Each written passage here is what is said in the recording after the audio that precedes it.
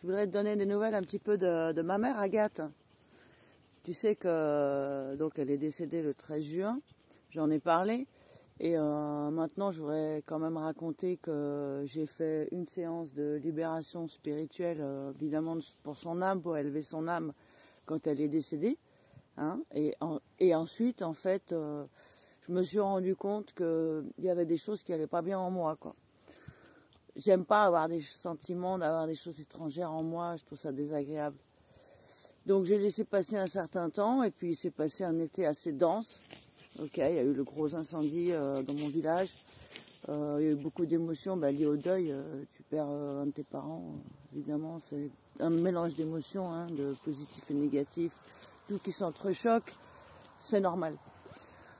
Et hier, on m'a refait une séance que j'ai demandé à une de mes collègues. Franchement, ça a été un succès, je voudrais te la raconter. C'est pour évidemment essayer de te faire comprendre que le processus de libération spirituelle, c'est vraiment quelque chose de sérieux. En fait, cet été, j'ai été, après le décès d'Agathe, bon, j'étais pas bien physiquement, j'étais comme super attaquée, digestion, etc. Bon, c'est un choc, ok, à tel point, alors tu me diras, bon, t'as 53 ans, okay. Non, il n'y a pas de problème. Les éléments physiques, il y a un moment, effectivement, on les prend en compte. Hein. Si on mange trop, si on boit trop, bon, évidemment. Donc je suis allée voir une naturopathe dans l'été et bon, j'ai écouté ses conseils, j'ai acheté ce qu'elle m'a dit d'acheter, il n'y a pas de problème. Néanmoins, ça n'a pas été suffisant. Ça a continué, disons, à me perturber parce qu'effectivement, il y a eu le double choc. Il y a eu le choc du décès et suivi du choc de cet incendie qui a été quand même super violent pour tout le monde, quoi. Donc hier, je refais une séance parce que, en fait, la santé physique, c'est super important. Hein. Je veux dire, moi, j'ai envie d'être en forme. Donc, je veux bien manger moins de pain, boire moins de vin, aller marcher, faire mes exercices. Mais enfin, si je vois qu'il y a quelque chose qui n'est pas bien super équilibré en moi, je me dis, je vais le traiter avec les interconnexions universelles. Je ne vais pas me compliquer la vie, hein, je ne vais pas me torturer. Bien entendu, je peux aller à la messe, penser de manière positive, mettre des bougies chez moi, etc. Je peux faire tout ça. Mais s'il reste quelque chose, je le traite. Donc je te raconte ma séance hier. En fait, tu sais, je parle aux personnes qui ont fait de la méta-hypnose, bien sûr. Quand on se connecte dans les séances, on dit toujours au patient que de toute façon, il n'a pas à s'inquiéter, qu'on ne va pas le forcer. Hein? On va traiter des motifs de la consultation, mais on ne va pas le forcer à vivre un truc qu'il ne veut pas vivre. L'inconscient va décider où il va aller concrètement. Et hier, ça s'est encore démontré. C'est-à-dire qu'on allait dans une direction, mais moi, ce que je voulais, c'était régler mes symptômes. Hein, physiques ou comportementales, okay, les excès que je peux faire parfois. Je suis allée directement, je me connectais à ma mère. Ben oui, parce que même si je viens pas en disant je veux faire le deuil de ma mère, je viens pour d'autres choses, c'est dérivé, mais à quoi je me suis connectée en premier? À ma mère. J'ai perçu son âme par rapport à quand elle a commencé à tomber malade, pourquoi elle a commencé à tomber malade. Je me suis connectée à elle, c'est-à-dire que son âme était là, s'est manifestée, était là pour transmettre ce qui n'allait pas et pourquoi une partie d'elle ne s'était pas élevée, son chagrin, etc. Ou pourquoi tout ce mal-être qui l'avait rendu malade, je l'avais incorporé. En tous les cas, ça s'est manifesté tout de suite. Donc ça, c'est déjà un élément de libération émotionnelle pour moi très important, parce que ce chagrin, je l'avais en moi. Hein. Cette sensation, sur certains points dans la vie, on ne réussit pas dans tout. On peut avoir une merveilleuse réussite professionnelle et au niveau personnel avoir des échecs, hein, qui nous ont fait du mal, qu'on a gardé cachés, mais que bon, toute la vie. Il y a beaucoup de gens dans ce cas-là.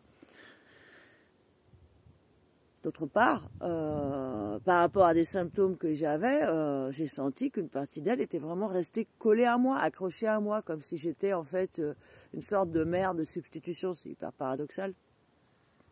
Il faut savoir que Agathe, je parle de ma mère pas pour en dire du mal, c'est absolument pas du tout mon intention.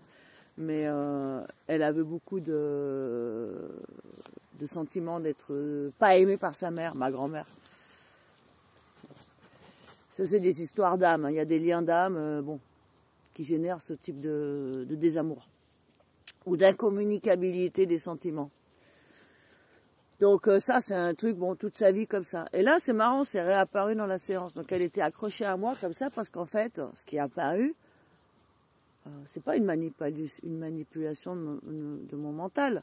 Ce qui est apparu, c'était sa peur par rapport à que, en fait, en s'élevant au ciel, elle va retrouver sa mère qui va encore lui dire qu'elle est nulle, quoi. Enfin, tout d'un genre, quoi. Et ça, c'était... bon, ma mère, il faut savoir qu'elle avait 80 ans et quelques. Agathe était toujours à se mettre dans des états, par rapport à ce sujet, incroyables, quoi. Autant elle gagnait un sang-froid total dans sa vie professionnelle, autant sur des sujets comme ça, elle était super irascible. Donc on a fini de libérer l'âme de ma mère. Et en libérant ça, c'est forcément un bien-être pour moi, parce que je libère aussi toutes les émotions, c'est interconnecté, hein, ça c'est évident, quoi. C'est très important, très très important. Déjà, pour toi-même, enfin, je veux dire, si tu penses pas que l'âme, bon, il y a un chemin, etc., bah pour toi-même, parce que ta santé, voilà, tu dois la prendre en main, hein, tu dois la prendre en main, voilà, c'est tout. Si tu as envie de la prendre en main, après si tu n'as pas envie, on n'y peut rien. D'autre part, ma collègue, donc, Jovi, travaille très bien d'ailleurs en méta-hypnose, respecte totalement les protocoles, c'est un plaisir. Elle me demande ma fréquence vibratoire dans les protocoles d'interconnexion universelle. À un moment, on demande un peu où en est le patient et on a des codes, les codes liés à la méta-hypnose. Ma fréquence, je lui dis un chiffre, ça te regarde pas, vraiment bas, quoi. Même moi, je me dis, vu que je connais la technique, je me dis, c'est pas possible, comment c'est possible? Chiffre si bas, je prends soin de moi quand même, je suis pas à ce niveau de possession, quoi. Ben oui, sinon ça fait 5 ans que je suis, plus de 5 ans que je suis là-dedans, c'est pas pour être super possédé, ça n'aurait pas de sens sinon. Et donc, il m'est venu les âmes perdues. Parce qu'en fait, il faut que tu saches que les âmes perdues viennent se coller à toi. C'est un élément de la possession spirituelle, ok, ce que je vais te raconter. Je t'en raconterai d'autres plus tard. Suis ma chaîne, évidemment, pour savoir tout ce qui a trait à l'âme. Il y avait des âmes perdues qui étaient venues se coller à moi, 2, qui sont venues se coller à moi. Pourquoi? Ben, pendant l'été, en fait, ben justement, il y a un moment où comme je me balade ici dans mon village, c'est un endroit très médiéval, donc évidemment les endroits anciens, les âmes perdues, t'en as à l'appel, hein, forcément. Mais quand tu es vraiment au top de ta forme, bon, elles vont pas t'attaquer comme ça. Hein? Non, elles vont pas t'attaquer comme ça. C'est vrai qu'elles peuvent venir parce que tu es un être de lumière, un passeur d'âme, ok, mais ça c'est un autre sujet.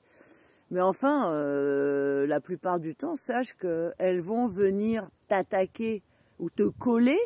Hein, c'est pas une attaque à main armée, mais enfin te coller comme ça, un bon pot de colle, parce que tu es dans un état de faiblesse. C'est là les failles, quoi.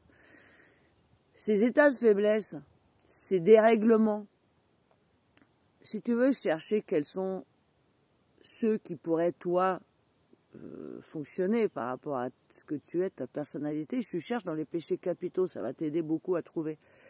Parce qu'effectivement, bon, bah c'est des pistes très sérieuses. Moi, là, cet été, bah, j'étais... ouais, j'avais quand même un élément de tristesse, de chagrin en moi. Bon, il y avait un élément de solitude, il y avait un élément... Bon, voilà, c'est normal. Il y avait un élément que je ne pourrais pas t'expliquer. Il y avait quelque chose en moi qui a permis que ces âmes viennent se coller à moi. Je ne peux pas t'expliquer en long, en large, en travers, c'est vraiment compliqué. Mais elles sont venues se coller à moi. Mais quand elles viennent se coller à moi, il faut savoir qu'une âme perdue, quand elle vient vers toi, elle va venir pourquoi se coller à toi? Par exemple, tu as un dérèglement, t'es mal, tu manges trop, tu bois trop, t'es obsédé par avoir de l'argent, tu veux absolument le pouvoir. Des trucs classiques qui peuvent arriver à tout le monde. Ou bien, t'as une vie sexuelle complètement obsessive, ça arrive. Évidemment, il y a les excès et il y a la carence. Hein. Être boulimique ou anorexique, c'est 2 dérangements qui sont proches, on est d'accord. À ce moment-là, quand tu es dans cet état, effectivement, les entités, les âmes peuvent venir se coller pour se nourrir de toi et pour se nourrir avec toi, en fait. C'est-à-dire, tu as une crise de boulimie. Parce que moi, cet été, j'ai eu des crises de boulimie, mais vraiment, quoi. Mais c'est pas mon cas, quoi. Normalement, je fais 55 kilos à peu près, je suis pas boulimique, quoi. Eh ben si, j'avais des crises de boulimie. Eh ben dans la séance hier, est apparue une dame très gentille, décédée, une âme perdue qui probablement se trouvait dans mon village, et un peu rondouillarde, qui probablement est décédée avec un bon embonpoint, quoi. Donc elle aimait bien boire, elle aimait bien manger, parce que c'est pas de jacquerie, c'est le midi. C'est un poème de mon village. Bon, on aime bien la bonne vie, quoi. Donc évidemment, quand cette âme perdue vient en moi, elle peut le faire en se disant je vais la réconforter, je vais être bien avec elle, parce que la pauvre, elle se sent pas bien, peu chère. Mais en réalité, il y a une ignorance spirituelle chez cette âme perdue, parce qu'elle va me faire manger. Parce que moi, je vais incorporer sa boulimie, ses excès. Ok? Donc c'est pas bon. Donc cette femme, on l'a libérée. Je me sens super bien aujourd'hui, je me sens 15 fois mieux qu'hier, ça n'a rien à voir.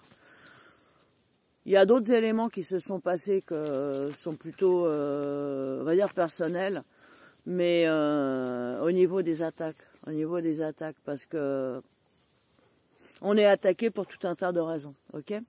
Mais je tiens à te dire, si tu as fait une séance, ou si tu aimerais faire une séance, sache qu'avec les interconnexions universelles, tu peux pas vraiment te limiter au travail émotionnel. Le travail émotionnel que tu vas retrouver dans d'autres techniques, évidemment, est super efficace. Alors une séance, c'est vraiment un gros boulet qu'on enlève. Alors ça, c'est incontestable. Je l'ai vu, je l'ai revu, et d'autres hypnothérapeutes le confirment. Enfin, je veux dire, on est tous d'accord. L'émotionnel, oui, il n'y a pas de problème. On libère beaucoup à une séance. Et c'est cool. Et c'est vraiment bienvenu. On en a besoin parce que parfois on en a jusque-là. Mais il faut vraiment prendre en compte l'élément de libération spirituelle.